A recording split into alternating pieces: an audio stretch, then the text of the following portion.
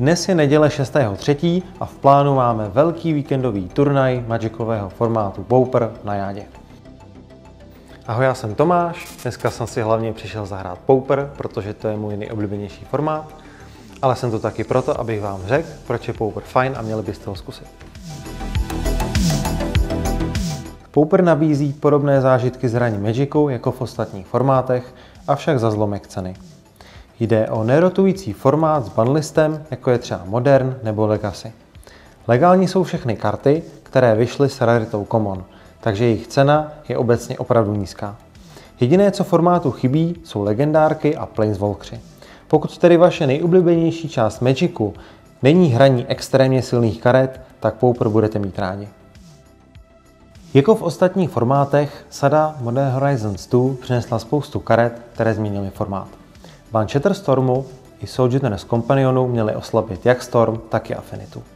U Affinity to ale nestačilo a tak dostali ban ještě Atok, Ponder's Ornament i Prophetic Prism. Současná situace, hlavně na Magic Online, je však taková, že Storm je stále nejsilnější balík díky kartě Galvanic Relay.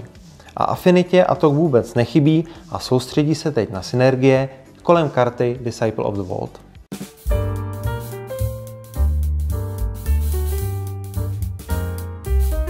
Předpokládám však, že meta tady v najádě bude mnohem víc konzervativní a hráči budou mít spíš to, co je baví. S Pauperem jsem začal v najádě zhruba před nějakými 8 lety. Byla najáda ještě neletné. A hrál se jednou za měsíc All-Common, se tomu tehdy říkalo. Měl jsem nějaký úplně příšerný Boros Landfall s fečkama, s Tablingsou a podobně a zahrál jsem s ním tehdy úžasných 0-4. Ale všechny hry byly 1-2 a všechny byly na život. Tak dneska jsem přišel s Affinitou a asi, když jsem jak hraju po delší době, tak jsem přemýšlel, s čím přijít a nevěděl jsem, jaký deky se hrajou. A ta Affinita za jako srdeční záležitost, protože jsem začal hrát během Mirrodinu. Takže to byla jako první velká mechanika, kterou jsem se seznámil jako nový hráč. Za B je ten deck prostě dobrý. Začal jsem s Pauperem, řekl bych, tak před 10 lety a obecně můj nejoblíbenější balík byl Mono Blue Delver, když to byly legální Gaše a Daisy, ale na dnešek jsem se vybral Jeskai Ephemerate. Na Pauperu mě teď především baví ničit si artefaktový země Cleansing Wildfirem a rampice a do toho lízat. Mě baví hodně, ale jinak jsou tam obecně dost silné interakce, bych řekl, který naopak na jiných formátech se dají najít, tak to se mi docela líbí. Pauper je zajímavý v tom, že všechny dvojbarevné země chodí do hry tapnuté. Jednoduché, jednobarevné agro balíčky mají tedy velkou výhodu při startu. Formát je plný prémiových odpovědí, takže dlouhodobě nejlepší jsou tempo balíčky plné counterspellů a levného zabíjení. V Pauperu jsou na rozdíl od Modernu legální karty i z doplňkových sad. Například populární strategie je získání a udržení si monarcha. Vzhledem k ceně balíčku si opravdu můžete postavit to, co vás baví a hrát s těmi nejlepšími kartami. Pokud Wizardi přijdou s nějakým setem, co otočí všechny formáty na ruby, je to právě Pauper, kde dokoupení karet nestojí jednotky tisíc korun, ale jednotky korun. Cena tier 1 balíčku se pohybuje okolo 1500 korun, ale ty levnější jsou tak za 500. Pauper se hraje v najádě pravidelně, a to každé druhé a čtvrté úterý v měsíci. Občas se hraje i o víkendu, tak jako dnes. Na jadě jsou připravené i balíčky na půjčení, takže jestli si chcete Pauper vyzkoušet, prostě doražte na turnaj a zahrajte si. Já jsem si dneska přinesl Burn, klasický pečení. Co se mi na balíku líbí nejvíc, je to, že se hraje 16 obyčejných zemí, plus jedna, co se umí procyklit, takže je to rychlý, čistě červený agro. Je tady playset 5 karet, jejíž funkce je, že za 1 manu to dá 3 damage, takže hezký rychlý pečení. Nová karta je Epicture, který když přijde do hry, tak dá 1 damage do oponenta, ale zároveň udělá Blood Token, který můžu prodiskardovat s nějakou kartou a líznu si. Což je dobrý, když si nechám ruku, co má jenom 1 manu, tak i s upírem je to dobrý.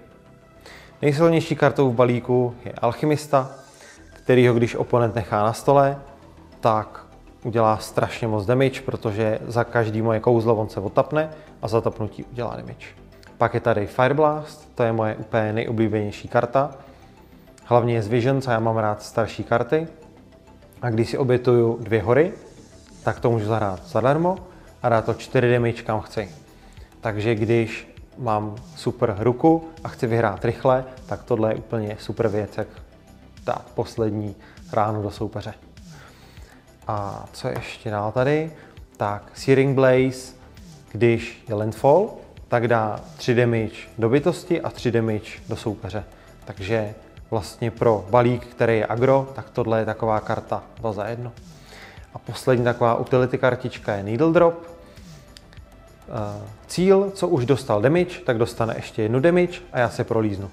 Což zní jako slabá karta, ale má to 2 úplně super využití. Ta první je s tím Epicturem, když nemůže najít třeba druhý land, tak já s ním zaútočím, dám do soupeře další damage a prolíznu se a zkusím najít land. A nebo když mám Alchymistu, tak ten Alchymista dá 1 damage, Needle Drop dá 2 damage a Alchymista dá ještě 1.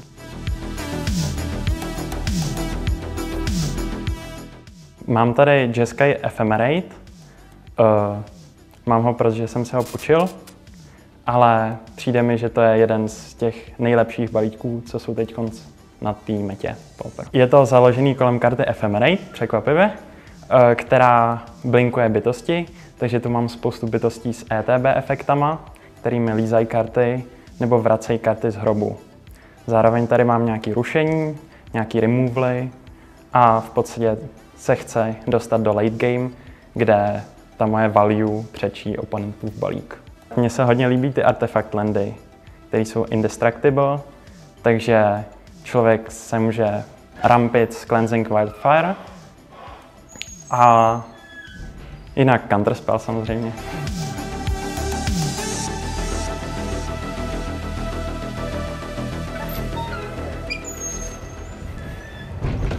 Pokud vás Pauper zajímá, sledujte Najádu na Facebooku a na YouTube. Najáda chystá obecně větší podporu Pauperu. Články o dění v metagame, decktechy balíčků a strategie. A pozor, chystá se i událost na Pauper Cube.